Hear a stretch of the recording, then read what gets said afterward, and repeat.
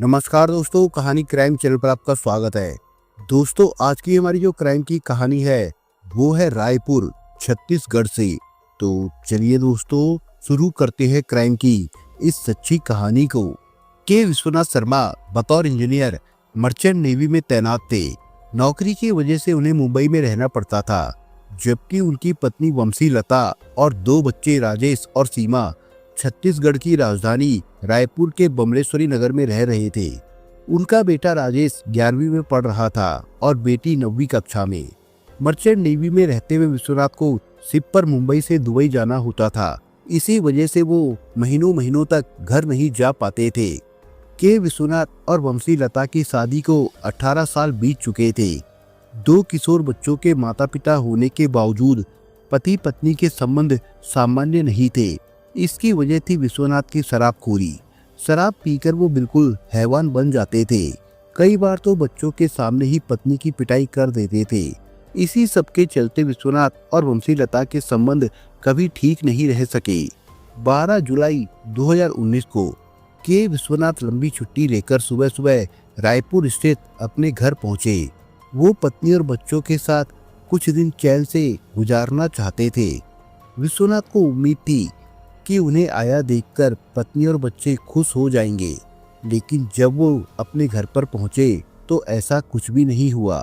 उन्हें देखकर पत्नी वंशी लता का चेहरा उतर गया। दोनों बच्चे राजेश और सीमा उस समय सोए हुए थे।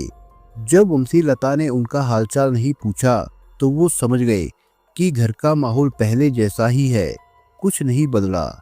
एक बार तो विश्वनाथ ने सोचा कि उन्हें आना ही नहीं चाहिए था, लेकिन वो जानते थे कि शराब की लत के चलते इस माहौल को बनाया भी उन्होंने ही था। लेकिन ये भी सच था कि घर और बच्चों की फीस वगैरह के लिए वो वेतन का बड़ा हिस्सा घर पर भेजते थे। पत्नी के तेवर देखकर विश्वनाथ को गुस्सा आया, लेकिन उन्होंने खुद पर कंट्रोल कर लिया। वंशी लता पति की परवाह न करके अपने कमरे में सोने चली गई। विश्वनाथ को ये बात अच्छी नहीं लगी। वैसे भी उन्हें अपने कुछ मित्रों से मिलने जाना था। उन्होंने पत्नी को आवाज दी, लता उठो, मुझे चाय पीनी है, चाय नाश्ता बना दो, मुझे बाहर जाना है। जब लता की तरफ से कोई जवाब नहीं मिला तो उन्होंने दोबारा आवाज दी। इस बार वंशी लता मन महसूस कर किचन में गई और चाय बनाने लगी। लता चाय बनाकर लाई और स्वभाव के अनुसार उन्हें घूर कर देखते हुए चाय रखकर चली गई। विश्वनाथ ने लता को जाते देख गंभीर स्वर में कहा, लता बैठो, मैं तुमसे और बच्चों से मिलने आया हूँ। कुछ दिन तुम लोगों के साथ गुजारूंगा। लता जाते हुए बोली, मैं मेरे बच्चे तुमसे कोई मतलब नहीं रखना चाहते। तुम खुद को बदल नहीं सकते तो इन बातों का क्या मतलब। लता, तुम तो मेरे स्वभाव को जानती हो, मुझे गुस्सा जल्दी आ जाता है, पर मैं खुद को बदल लूंगा। मैं विश्वास कर सकती हूँ क्योंकि मैं पत्नी हूँ, लेकिन तुम क्या वाकई अपने आप को बदल सकते हो? मैं ऐसा वादा तुम्हारे मुंह से हजारों बार सुन चुकी हूँ। रात में शराब पीकर फिर शैतान बन जाते हो। के विश्वनाथ ने कहा, मैं वाकई बदलना चाहता हूँ, मेरा यकीन करो। अच्छा, बातें बाद में होंगी, पहले चाय पी लो। ये कहकर वंशी लता अपने कमरे में चली गई। विश्वनाथ चाय की चुस्कियां लेते हुए मन ही मन सोच रहे थे कि वो कहाँ गलत है। शराब पीना, पत्नी पर हाथ उठाना, मगर ये भी तो नहीं सुधरी है। इसका भी तो फर्ज है कि पति की भावनाओं का सम्मान करे। चाय पीकर विश्वनाथ ने लता के कमरे की ओर देखा। वो कमरे का दरवाजा बंद करके सो गई थी। ये देखकर उन्हें काफी गुस्सा आया। सोचा, क्या यही पत्नी धर्म है? मैं 6 महीने के बाद घर आया हूँ और ये महारानी मुझसे बातें किए बिना जाकर सो गई है। ये सोचकर उन्हें गुस्सा आने लगा। उन्होंने धीरे से दरवाजा खटखटाया, लेकिन कोई प्रतिक्रिया नहीं हुई। उन्होंने दरवाजा जोर से खटखटाया तो खुल गया।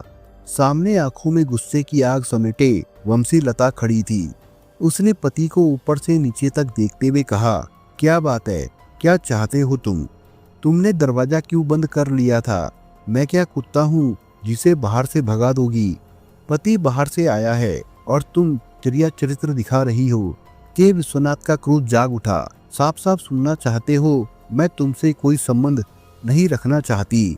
तुम ऐसा क्यों कह रही हो? मैं कहाँ गलत हूँ? मैं 20 वर्षों से तुम्हारी नस नस से वाकिफ हूँ। तुम इंसान नहीं हो, मैं औरत हूँ, 2 बच्चों की माँ। चाहती हूँ कि मेरा घर संसार सुखी हो, लेकिन ऐसा नहीं हो सकता। तुम होने ही नहीं दोगे। देखो, मैं अपनी जिम्मेदारी निभा रहा हूँ। मेरा सब कुछ तुम्हारा और बच्चों का ही है। मैंने तुम्हें सारी सुख सुविधाएं दी है, फिर मेरे साथ ऐसा कठोर बर्ताव क्यों? लगता है तुम ऐसे नहीं मानोगी। कहते हुए विश्वनाथ ने वंशी लता की पिटाई शुरू कर दी। हो हल्ला सुनकर सीमा और राजेश आ गए। दोनों छिपकर माता पिता को लड़ते देख रहे थे।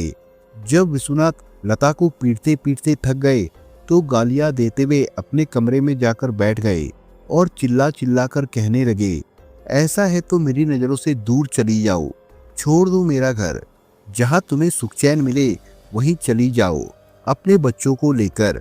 वंशी लता अपने कमरे में बैठी रो रो कर अपना गुस्सा निकाल रही थी। उसका रोना वाजिब था, क्योंकि ये सच है कि अगर पति पत्नी एक दूसरे को न समझे, समन्वय न रखे, तो उनका परिवार तबाह हो जाता है। इस घर के नौनिहाल सीमा और राजेश का भविष्य माता पिता के दोजक बने जीवन में झुलस रहा था। ऐसा पहली बार नहीं हुआ था। विश्वनाथ जब भी छुट्टी पर आते थे ऐसा ही होता था। एक बार छुट्टी पर आए विश्वनाथ ने रात में शराब पीकर पत्नी की पिटाई की।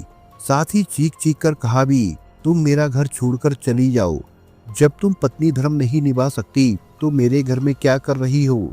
लता ने रोते रोते जवाब दिया, इसके लिए मैं जिम्मेदार नहीं हूँ, तुम्हारे कर्म ही ऐसे हैं। मैंने ही तुमसे शादी करके अपना जीवन बर्बाद कर लिया है। इसके बाद विश्वनाथ उसे भद्दी भद्दी गालियां देने लगे। मुझे अपने बच्चों के भविष्य के बारे में सोचना है, दूसरों से क्या मतलब? तुम शराब पीना और मारपीट करना बंद नहीं करोगे, मैं अच्छी तरह से जानती हूँ। तुम कभी नहीं सुधर सकते। ये सुनकर विश्वनाथ शर्मा ने बेड से लता की काफी पिटाई की।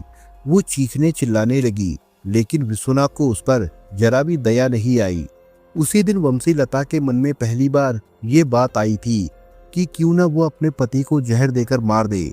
जब तक वो जिंदा रहेगा उसे सुख चैन की सांस नहीं लेने देगा। उसके पास पति से मुक्ति का इसके अलावा कोई रास्ता नहीं था। उसके पास पैसों की कमी नहीं थी। अच्छा बैंक बैलेंस, सोना चांदी और गहने थे। साथ ही हर महीने मकान का अच्छा खासा किराया भी मिलता था। अगर पति की आकस्मिक मौत हो जाती है तो उसे नेवी से अच्छी खासी रकम भी मिलने की उम्मीद थी। 20 जुलाई 2019 की सुबह सीमा बाथरूम जाने के लिए उठी तो पिता विश्वनाथ शर्मा के कमरे से कराहने की आवाज आई। आवाज में पीड़ा थी। फलस्वरूप सीमा के पांव खुद ब खुद पिता के कमरे की ओर बढ़ गए। कमरे के अंदर जाकर उसने जैसे ही लाइट ऑन की, उसकी आंखें फटी की फटी रह गई। मुंह से जोरों की चीख निकल गई। विश्वनाथ शर्मा खून से लथपथ करा रहे थे। उसे कुछ समझ नहीं आया तो वो उल्टे पांव माँ के कमरे में पहुंची और चिल्लाकर माँ को जगाया। माँ आंख मलते हुए उठी तो सीमा घबराए स्वर में बोली, माँ पापा। सीमा के मुंह से आवाज नहीं आ रही थी। कुसुम लता ने घबराई हुई सीमा को देखा तो पूछा, क्या हुआ बेटा?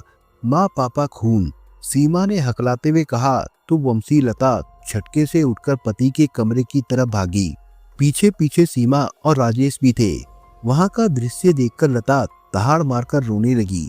बच्चे भी रोने लगे। रोने की आवाज सुनकर आसपास के लोग आ गए। के विश्वनाथ का चेहरा बुरी तरह से कुचला हुआ था। चादर और कपड़ों पर खून लगा हुआ था। पड़ोसियों की मदद से विश्वनाथ को अस्पताल पहुंचाया गया। विश्वनाथ शर्मा का चेहरा कुचल दिया गया था।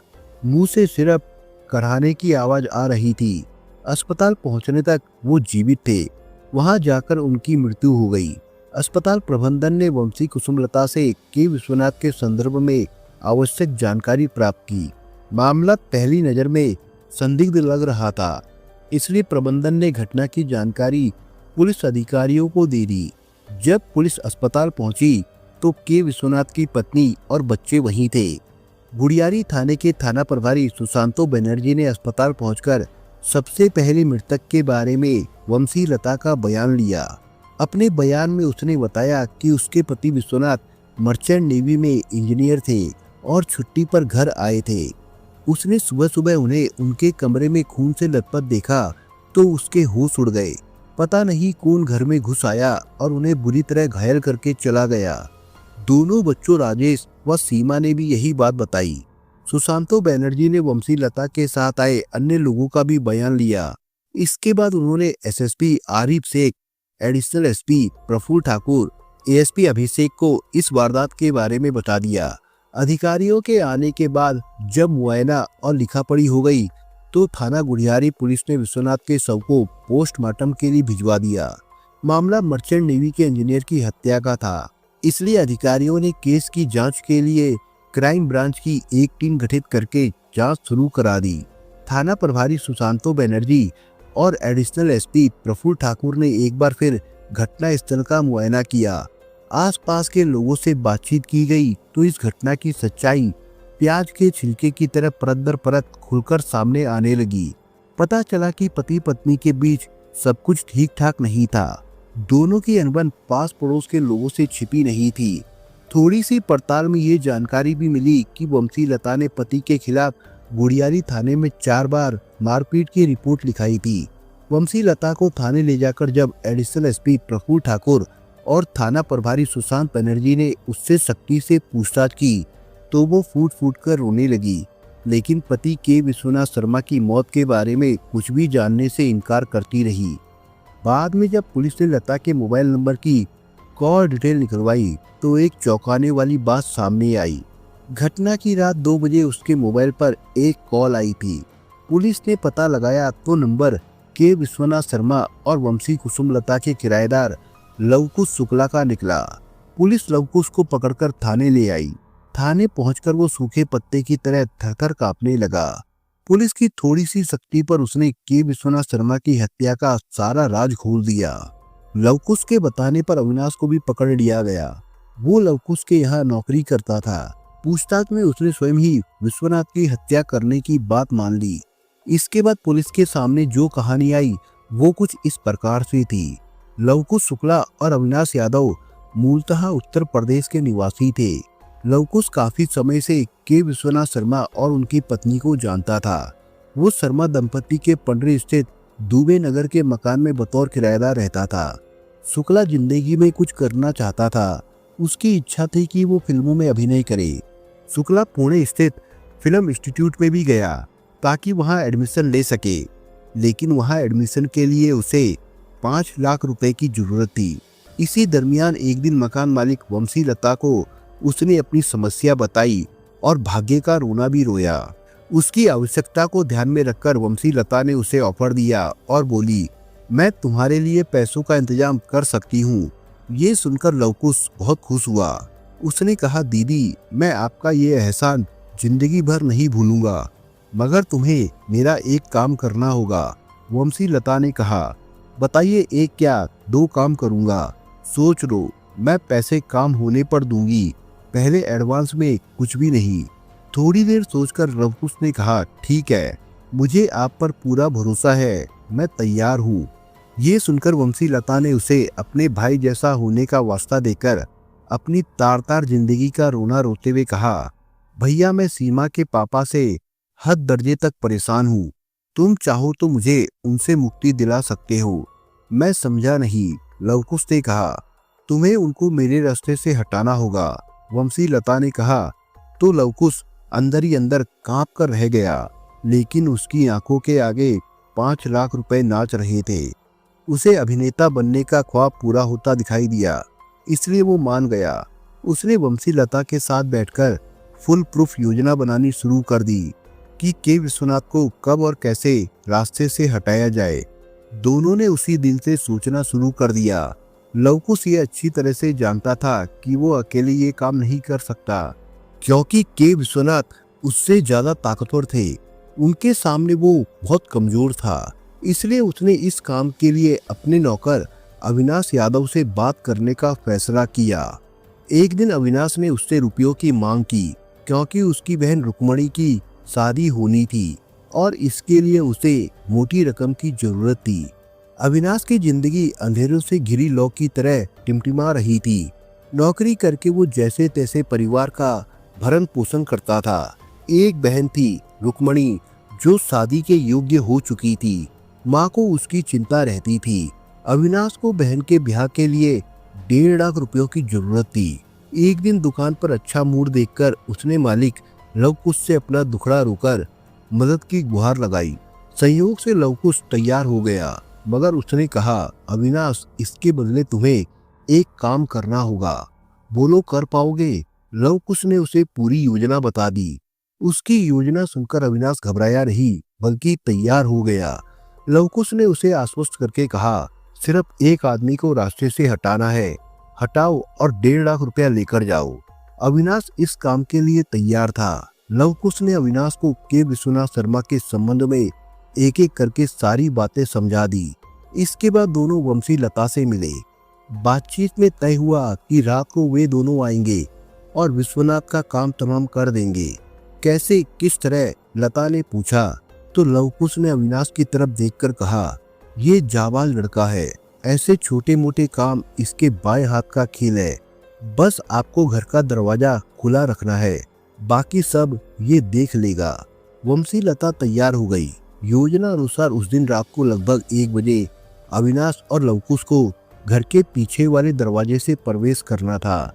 वंशी को केवल पीछे वाला दरवाजा खुला छोड़ देना था, लेकिन योजना में ऐन समय पर परिवर्तन हो गया।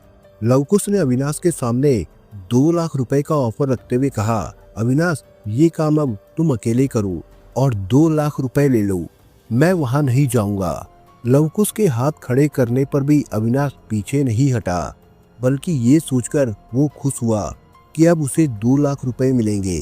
वो अकेला 5 किलो का लोहे का घन लेकर एक्टिवा से विश्वनाथ शर्मा के घर के पिछवाड़े पहुंच गया। योजना के मुताबिक वहां दरवाजा खुला होना चाहिए था, लेकिन वो बंद था। अविनाश ने वहीं से लवकुश को मोबाइल पर कॉल की और दरवाजा बंद होने की जानकारी दी। लवकुश ने कहा, तुम वहीं रुको, मैं अभी बताता हूँ कि क्या करना है। लवकुश ने मोबाइल पर वंशी लता से बातचीत की तो उसने कहा, दरवाजा नहीं खुलेगा, अविनाश से कहो बाउंड्री कूदकर आ जाए। लवकुश ने अविनाश को ये बता दिया। अविनाश बाउंड्री कूदकर घर में पहुंच गया। फिर वो विश्वनाथ के कमरे में घुस गया, जिसका दरवाजा वंशी ने पहले ही खुला छोड़ दिया था। अविनाश ने देखा कि विश्वनाथ आधी नींद में थे और इधर उधर करवट बदल रहे थे। वो घबराकर बाहर आ गया तो सामने लता खड़ी मिली। उसने उसे ये बात बताई। लता ने उसे आश्वस्त किया कि शर्मा जी शराब पी रखे हैं और नशे में हैं, तुम अपना काम कर सकते हो।